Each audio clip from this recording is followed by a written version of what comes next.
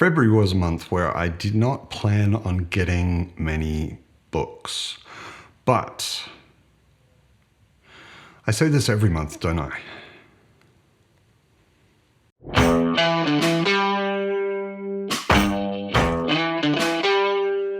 Welcome to Mad on Books, where I talk about fantasy, mostly science fiction sometimes, and comics occasionally. I had another month of low impulse control.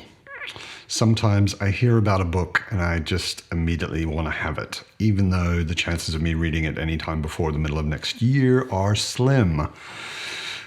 But so that I don't look like a complete idiot with no self-control, let's start with the ones that someone else sent me. P.L. Stewart. P.L. is one of the nicest, kindest, friendliest guys I've interacted with online. He's a frequent guest on Steve Talks Books. And just listening to him talk there, you're just like, how can you not like this guy? And he hit me up, or I hit him up on Twitter, and he sent me the first of his trilogy, I think. I don't know that much about this, honestly, except that it's sort of based on the idea of Atlantis and the people, the royal family from there fleeing when the tragedy happens. I know that there are at least 3 books, but I'm not sure it's just a trilogy. P.L. was nice enough to write and sign. Thanks so much for taking a chance on my work. I hope you enjoy reading A Drowned Kingdom. Warmest regards, P.L. Stewart.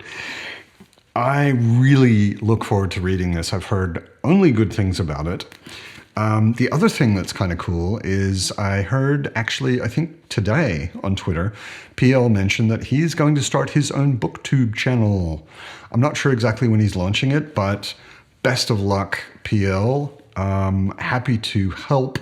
Happy to have you on anytime. In fact, I want to do a Friends on Books with PL and a couple of other authors, so keep an eye out for that. Also, I mentioned this in my February wrap-up and March TBR video, Gareth Hanrahan, who wrote The Black Iron Legacy, which is planned to be 5 books, planned to be 5 books, but it's 3 that are out so far. The first one is The Gutter Prayer.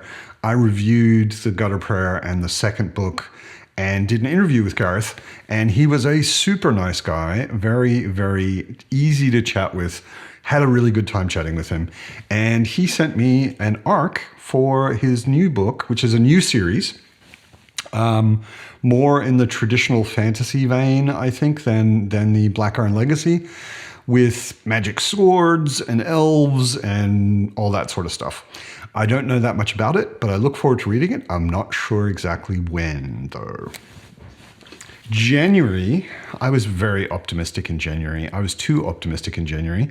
And apart from hosting a read-along, joining a couple of other read-alongs and a buddy read and so on, I also joined the Keymark Readathon. Keymark is a Discord server run by A.R. Witham, Andy, and it's also the name of the world in his Legend of Blackjack book or books.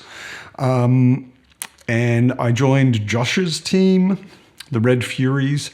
We unfortunately came 3rd in the competition, but at the same time, they were doing giveaways. And I have the feeling, I may be wrong, but I have the feeling I'm one of those people who never wins anything. But I entered one of the giveaways, and I won Heliotrope by Palmer Pickering. I know nothing about this. I was entering any giveaway on there that I'd heard of the book. I have to say I really dislike the cover, but not judging a book by its cover, I've actually heard from a number of people that this is pretty good. So it's chunky, so it's probably going to have to sit on the shelf for a while, but I got it. Thank you, Keymark Discord, and Palmer Pickering, because I'm sure Palmer supplied the book. You know how you sometimes see a cover and you just think, ooh, that looks nice. It helps also that I've heard a lot of good things about this book. The Justice of Kings by Richard Swan. I very impulsively bought this. Again, I have no idea when I'm going to get to it. But I've heard consistently really good things.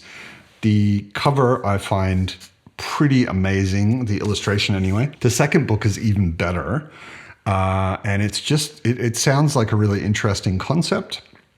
So the main character, as far as I understand, this fantasy world has justices, judges basically, who wander around dispensing the king's justice.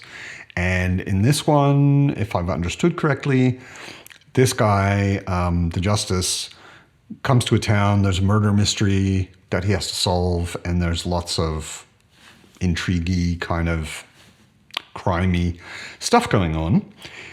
Intriguey, crimey is right up my alley, so I decided I'd grab this. And people like Mike from Mike's Book Reviews and Josh, who are huge Stephen King fans, much bigger Stephen King fans than me. I have not read very much Stephen King at all. Everybody seems to agree that it is a real classic and one of his better books. I'm really sorry that I could only really get this edition because it's a really boring cover. The classic covers with the sewer grate and all that stuff are much more evocative of something. This just looks like a sunset and a little tiny boy running away with balloons. Yeah, but anyway, it's the book. Again, it's huge, chunky, but I want to get more into Stephen King and I want to start with his best stuff. So, got it.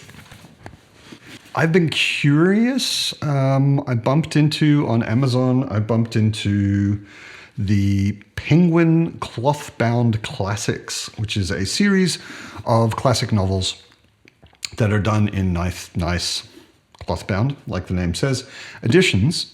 And I wanted to at least try one and see if they're actually as nice as they kind of look like they are. And I got Frankenstein. Frankenstein has some nice silver printing. It's not really foil and it's not debossed, which I was kind of hoping they were. It gives a clothbound cover a bit more of a feeling of quality. These are just printed on top of the cloth, but they're nicely bound, nice designs. Each of them has its own sort of unique design relating to the content. It's got a bookmark ribbon, and Frankenstein's a classic. I've read it, but I know I want to read it again. And judging by the quality of this, it's also got sort of nice, nothing spectacular, but nice end papers, and nice printing throughout, good size font. Judging by this, I will get more of these because I bet they look really sexy lined up together on a shelf. And there are a lot of classics in these editions that I want to read or reread.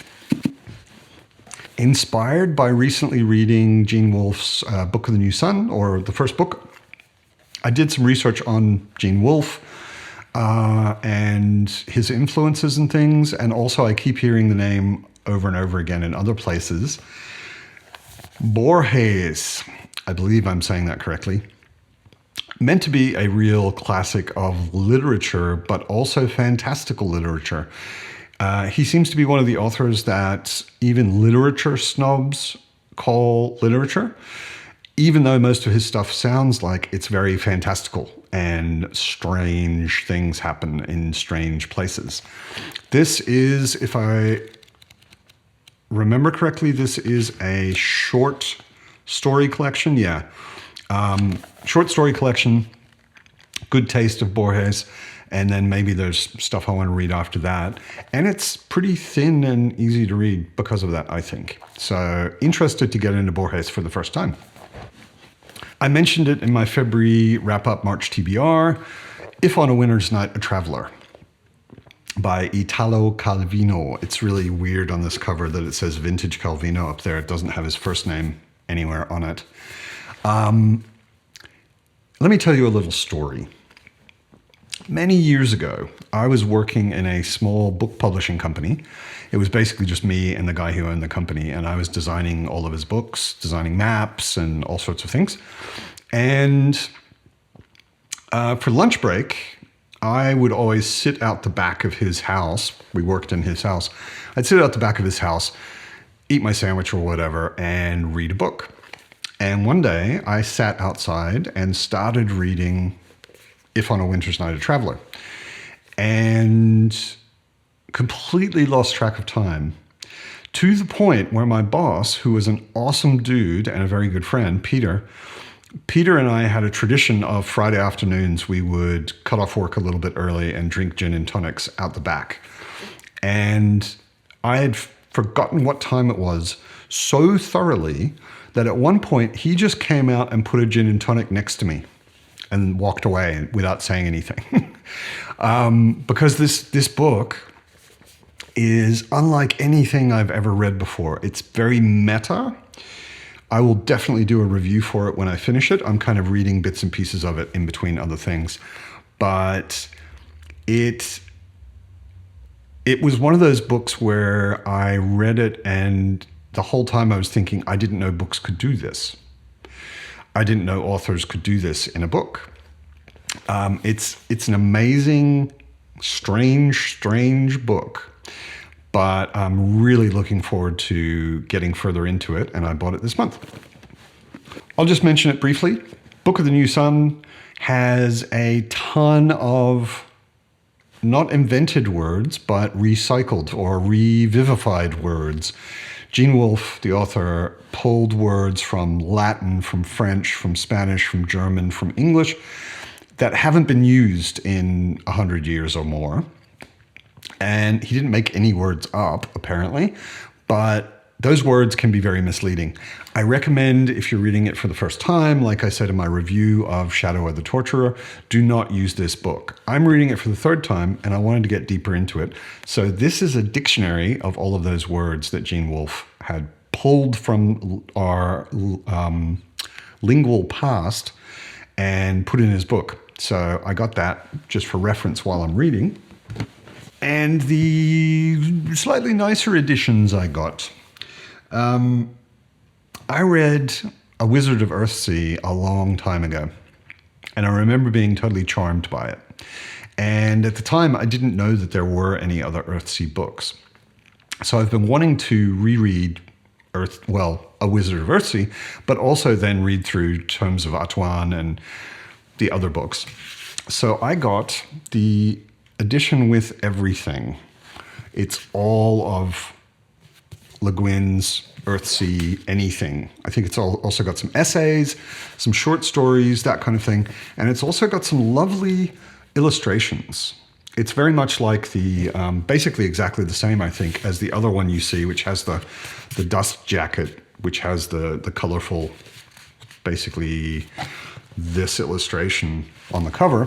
But I hate dust jackets, so I got this one, which is nice and gold and blue and pretty.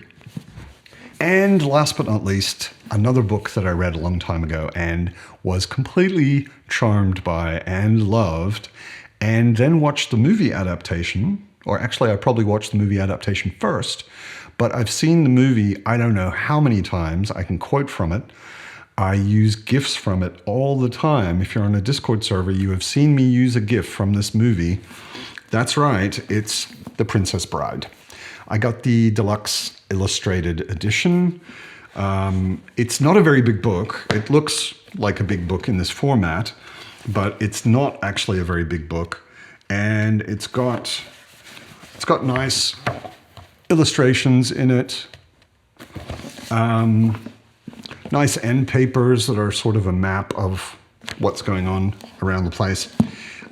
Just a gorgeous edition of a book I really should have owned a long time ago, but I think I did at some point own it. And throughout my life, I've just bought books, sold books, moved and gotten rid of books so that I didn't have to carry them. I've done that many times. So now that I have a place that I plan on staying for a while, I am collecting. So now I have The Princess Bride. What did you buy this month or last month, February? Were you also slightly low on impulse control like I was? I hope that your book addiction is slightly better under control than mine is. I hope that you're well. I hope you keep buying awesome books, and I will see you next time.